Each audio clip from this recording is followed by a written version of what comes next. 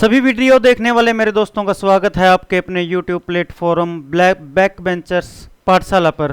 दोस्तों हम आपको करवा रहे हैं पंजाब की GK for Punjab competitive exams, क्योंकि पंजाब के कम्पिटिटिव एग्ज़ाम्स के अंदर पंजाब जीके का वेटेज बढ़ता जा रहा है और उसको ध्यान में रखते हुए ये ज़रूरी हो गया है दोस्तों कि हम उसको बहुत ध्यान से पढ़ें। हम लोगों ने पिछले लेक्चर में शुरू किया था ड्रेनेज सिस्टम, जल प्रणाली पंजाब की और वाटर के रिसोर्सेज।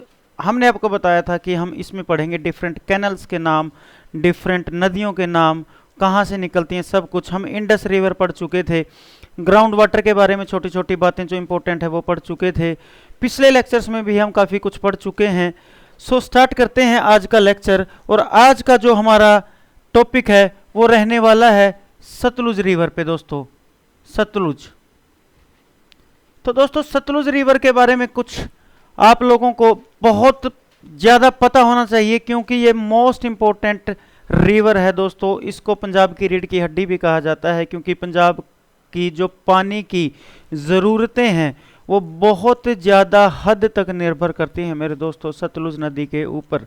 अभी तक अगर आपने चैनल को सब्सक्राइब नहीं किया है तो चैनल को सब्सक्राइब कर लीजिएगा। वीडियो और कंटेंट अच्छा लगे तो अपने फ्रेंड्स के साथ उसको शेयर कीजिएगा। तो दोस्तों स्टार्ट करते हैं सतलुज नदी से। सतलुज नदी की अगर मैं बात करूं तो सबसे पहले इसका वैदिक नाम यानी कि पुराना नाम वो आपको हमने पीछे भी बताया था, क्या था मेरे दोस्तों। कहीं पे आपको मिलेगा सतलुत्री और कहीं पे आपको मिलेगा स्तुद्री। उसके बाद मेरे दोस्तों आपसे पूछा जा सकता है इसका ग्रीक नाम। ध्यान रखिएगा ग्रीक नाम इसका क्या है, हेसिड्रोस, हेसिड्रोस। उसके बाद दोस्तों एक और नाम से जाना जाता है, याद रखिएगा। हालांकि ये बात बहुत दफ़ा पूछी नहीं जाती है, बट कई दफ़ा क्या होता है कि ऑप्शन में हमको उलझा लेते हैं वो लोग और इसको नाम एक और दे देते हैं, रेड रिवर दोस्तों। उसके बाद एक और नाम आता है दोस्तों, कार नदी। ये कार नदी क्या है दोस्तों, ये इसके बारे में भी हम बात करेंगे। ये मुख्यतः जो नाम है इन्हीं नामों से जाना जाता है। ग्रीक नाम याद रखिएगा हेसिड्रोस और वैदिक नाम याद रखिएगा सतलुत्री। उसके बाद क्या बचता है मेरे दोस्तों कि लेंथ ऑफ सतलुज रिवर, लंबाई है इसकी दोस्तों 1450 किलोमीटर। उसके बाद कि ये नदी कहाँ से निकलती है, ओरिजिन।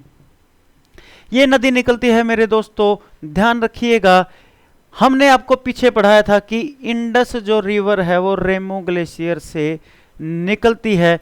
आप लोग पढ़ेंगे एक ग्लेशियर का नाम जिसका नाम है लैंगशेन खंबाब, लैंगशेन खंबाब ग्लेशियर। ग्लेशियर तो आप लोगों को पता ही है दोस्तों, पत्थर का पहाड़ मान लो एक किस्म से, जहां से पत्थर पिघल पिघल के आती है और वो नदियों में पानी को फुलफिल करती रहती है।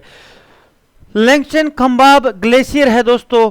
ये कहां पे है, ये राकसताल लेक के नजदीक है, राकसताल लेक के नजदीक। और ये राकसताल लेक भी है दोस्तों कहां पे, कैलाश रेंज में। और कैलाश रेंज हमने आपको बताया था कहां पे है, तिब्बत के अंदर। और वहीं से निकल के आती है दोस्तों सतलुज नदी। ऑप्शन में आपको या तो राकसताल लेक मिलेगा या लैंगशेन खंबाब ग्लेशियर मिलेगा दोस्तों।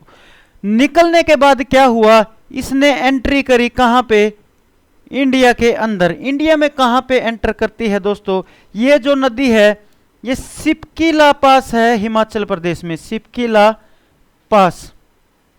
वहां से आगे जाती हुई ये कहां जाती है, ये जो सिपकीला पास है दोस्तों, इसके बाद ये पहुंचती है कंवर वैली। और ये कंवर वैली कहां है, ये है बिलासपुर में, बिलासपुर डिस्ट्रिक्ट। बिलासपुर डिस्ट्रिक्ट किसका है, हिमाचल प्रदेश का। अब वहां से आगे चल के जो ये नदी है यहां से आगे चल के पहुंचती है दोस्तों नैना देवी। जो नैना देवी हिल्स है, नैना देवी हिल्स हैं, जो पहाड़ियां हैं नैना देवी की, उनको कट करती हुई पहुंचती है भाखड़ा पे। भाखड़ा एक जगह का नाम है मेरे दोस्तों। भाखड़ा पे पहुंचने के बाद क्या हुआ कि भाखड़ा पे पहुंचने के बाद वहां पे आप लोगों को पता है कि एक बहुत ही मशहूर डैम बनाया गया है। इसको हम ऊपर से स्टार्ट करते हैं, ऊपर से लिखना शुरू करते हैं ताकि आप लोगों को, ठीक है, ये कहां पहुंच गई है दोस्तों, हम पहुंच गए हैं भाखड़ा। ये भाखड़ा जो है जगह का नाम है, वहां पे आप लोगों को पता है कि इस रिवर के ऊपर भाखड़ा नंगल डैम बनाया गया है, भाखड़ा डैम बनाया गया है।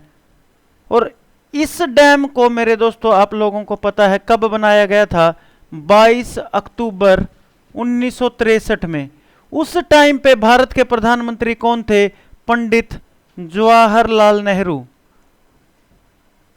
और इन्होंने इस भाखड़ा नंगल डैम को नाम दिया था, याद रखिएगा भाखड़ा डैम को क्या नाम दिया था, द न्यू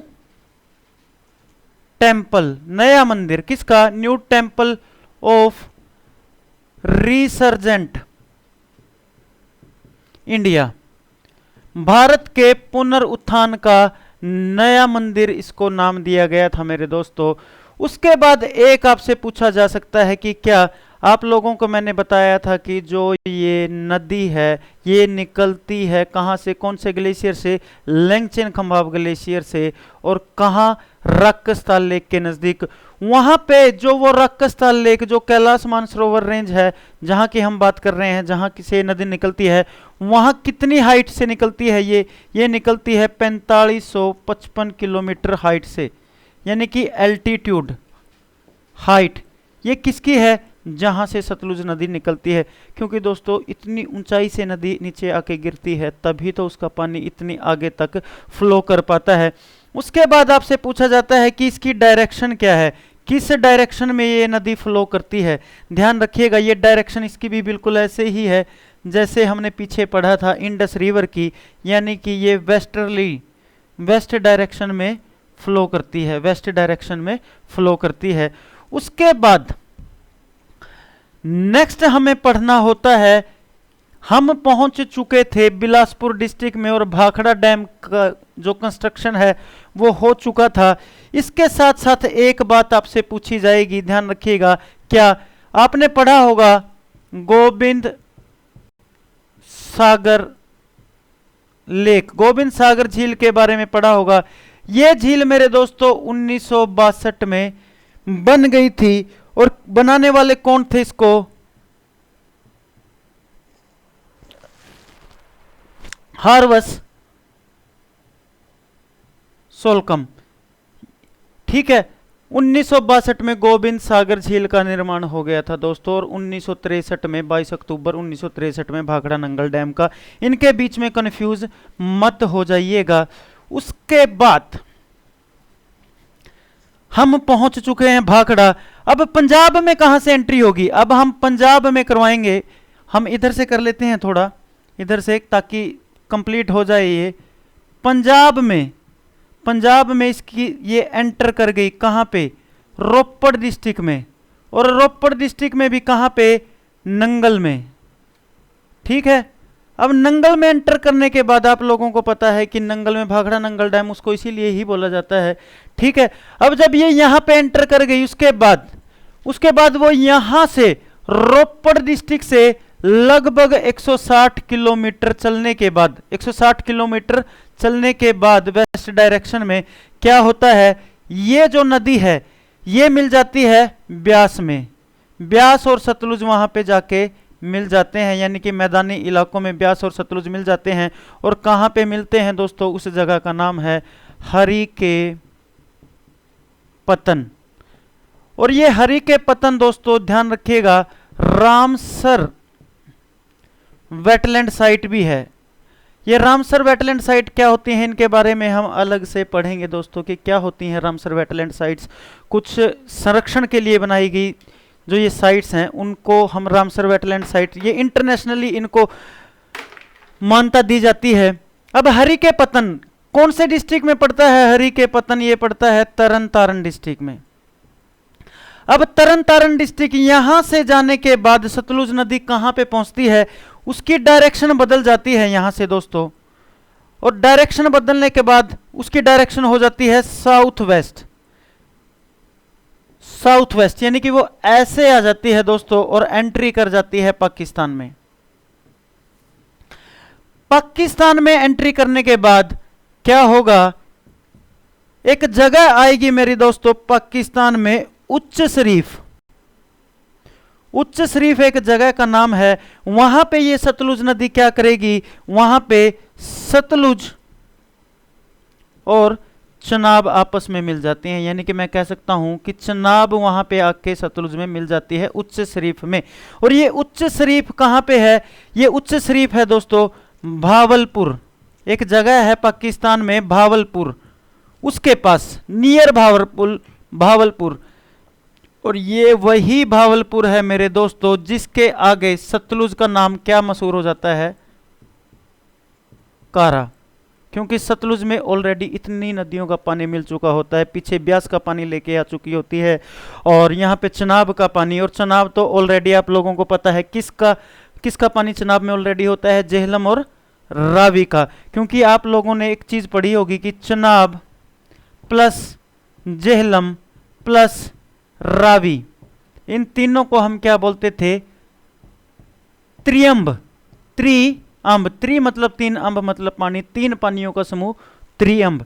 अब आगे क्या होगा दोस्तों, आगे जब हम आगे जाएंगे तो आगे ये सारी की सारी पांचों नदियां कौन सी, देखो सतलुज में मिल चुकी है ब्यास, फिर आगे जाने के बाद इसमें चनाब, रावी और जेहलम भी मिल चुकी हैं, और ये पांचों की पांच नदियां क्या होता है, मिठानकोट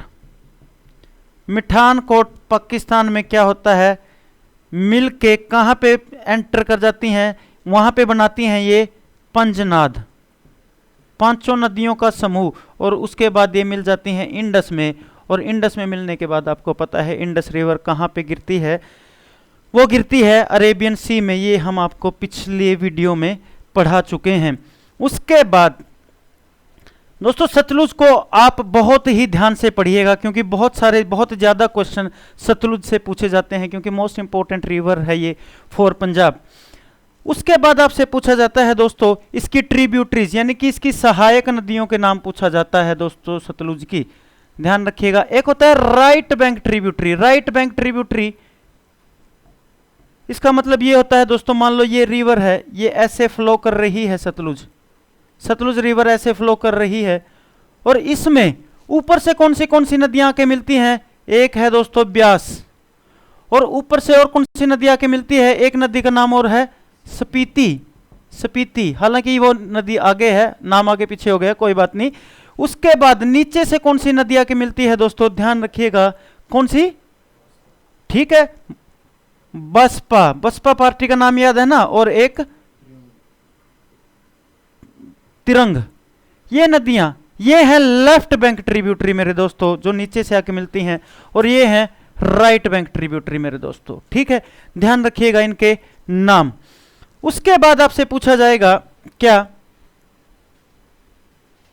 इस नदी पे जो कैनल्स हैं, नहरों के नाम पूछ लिया जाता है कई बार मेरे दोस्तों। कैनल कौन सी है आपको पता है, सरहंद कैनल, इसको इंदिरा गांधी नहर भी बोला जाता है, आपको पता ही है। और जो ये नहर है ये दोस्तों कब बन गई थी, ये 1882 में अंग्रेजों के समय से चल रही है, ऑपरेशनल कंडीशन में है। इसके अलावा इस पे एक और नहर है जिसको हम भाखड़ा मेन लाइन बोलते हैं दोस्तों, और ये वो लाइन है जो पंजाब, हरियाणा, दिल्ली को पानी देती है।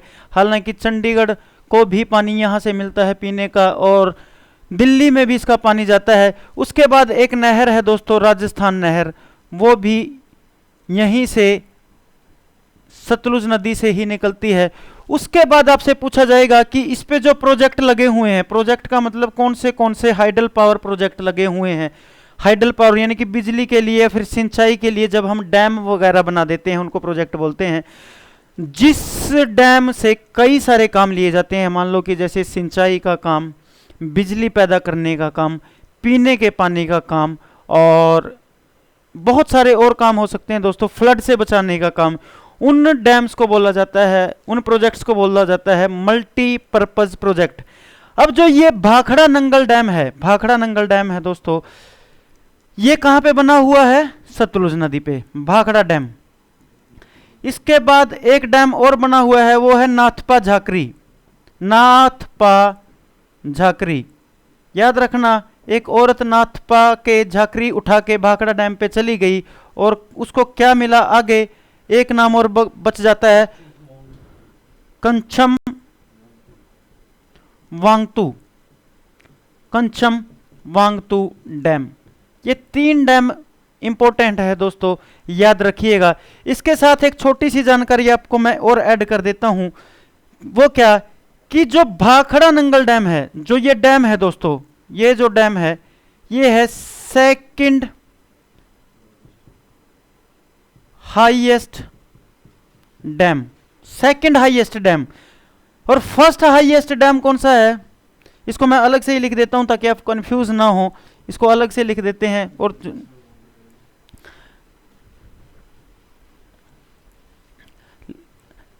आई होप ये सतलुज नदी आपको समझ में आ रही होगी। जितने भी इसके मेन इंपॉर्टेंट पॉइंट हैं वो हम आपको कवर करवा ही रहे हैं।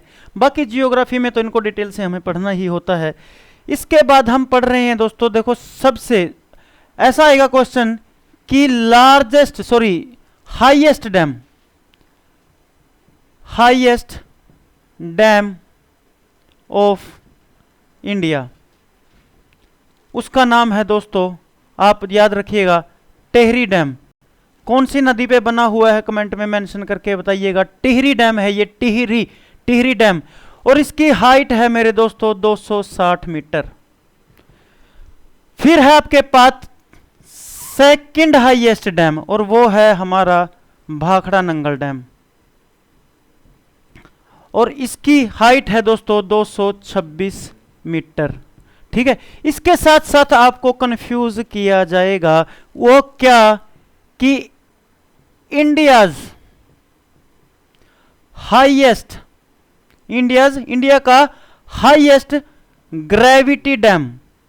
अब ये ग्रेविटी डैम क्या होता है दोस्तों, ये हम आपको जियोग्राफी में बताएंगे। इंडियाज हाईएस्ट ग्रेविटी डैम वो कौन सा है? याद रखिएगा, वो भाखड़ा डैम है दोस्तों।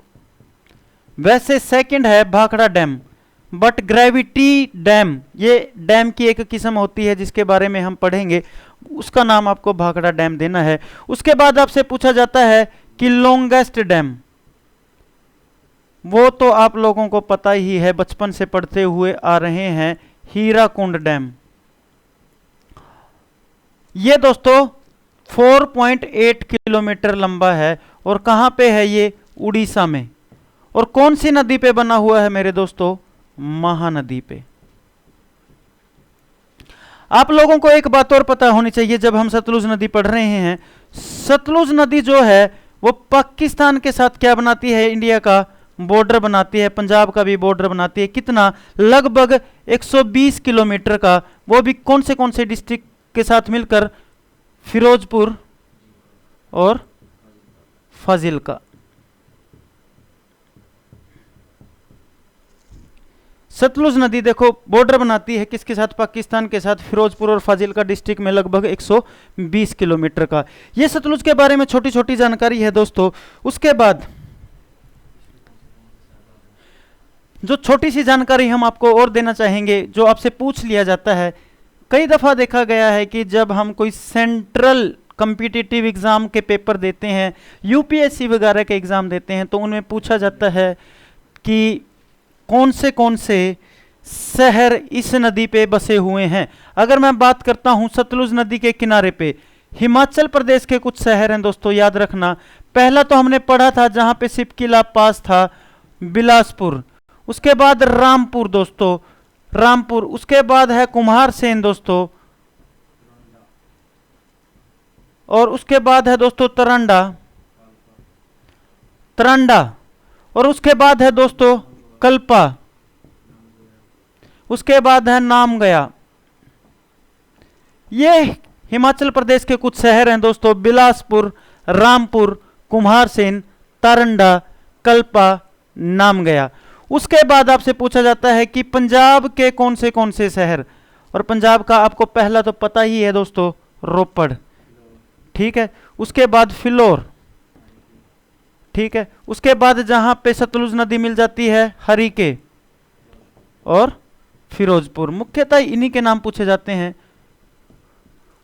एक और इंपॉर्टेंट बात जो सतलुज से हमें सीखने को देखते हैं बहुत बार, SYL, SYL, Sutlej Yamuna link. इसका क्या नाम है दोस्तों? सतलुज यमुना लिंक, ठीक है। इसकी जो लंबाई है दोस्तों सतलुज यमुना लिंक की, वो है 214 किलोमीटर। ये प्रपोज की गई थी, हालांकि ये अभी तक कामयाब नहीं हुई, काफ़ी विवाद है इस SYL नहर के ऊपर। आप लोगों को पता होगा, बहुत पीछे सिद्धू मूसेवाला का भी गाना आया था इसको लेके, और बहुत सारे काफ़ी सारे विवाद इसको लेके चलते रहते हैं दोस्तों। तो उसके बाद हम क्या पढ़ेंगे, एक जो सतलुज है, देखने की चीजें। आप जब सतलुज के आसपास जाएंगे तो आप लोग देखेंगे दोस्तों, वहां पे एक देखने की चीज है तत्ता पानी, और तत्ता पानी वहां पे बहुत सारे श्रद्धालुओं की भीड़ होती है। तत्ता पानी आप लोगों को पता होगा, बताइएगा मेंशन करके कि एग्जैक्टली वो लोकेशन कहां पे है सतलुज नदी के पास, जहां पे ये तत्ता पानी वाली लोकेशन है। और श्रद्धालु वहां पे लोहड़ी वाले दिन इकट्ठे होकर, बहुत सारी भीड़ वहां पे इकट्ठी होती है। उसके बाद भाखड़ा नंगल डैम बहुत अच्छी जगह है देखने के लिए, जिसको पंडित जवाहरलाल नेहरू ने भी क्या नाम दिया था, new temple of resurgent India, यानी कि भारत के पुनरुत्थान के लिए नया मंदिर। This is all about Sutlej river. हम इसकी ट्रिब्यूटरीज कर चुके हैं, कहाँ से निकली, लंबाई कर चुके हैं, बाकी सब चीज़ें, इसमें से जो निकलने वाली नहरें हैं वो भी कर चुके हैं। हालांकि कुछ छोटी छोटी चीज़ें हैं, जैसे हमें बिस्ट दुआब पढ़ना होता है, वो सारे जो कैनल सिस्टम है, कैनल प्रोजेक्ट हैं, उनके बारे में हम आगे अलग से डिटेल में लेक्चर में पढ़ेंगे। सो आई होप आपको लेक्चर सतलुज के बारे में जो जानकारी है वो अच्छी लगी होगी। अगर कुछ बच गया होगा तो वो इतना इम्पोर्टेंट नहीं है, और अगर आपको फिर भी वो इम्पोर्टेंट लगता है तो उसको जानने के लिए आप हमारे जियोग्राफी के लेक्चर्स को देख लीजिएगा। उसकी अगर अभी तक वो अपलोड नहीं हुए हैं तो कुछ टाइम के बाद वो अपलोड हो जाएंगे, वहाँ से आप अच्छे से जानकारी प्राप्त कर सकते हैं।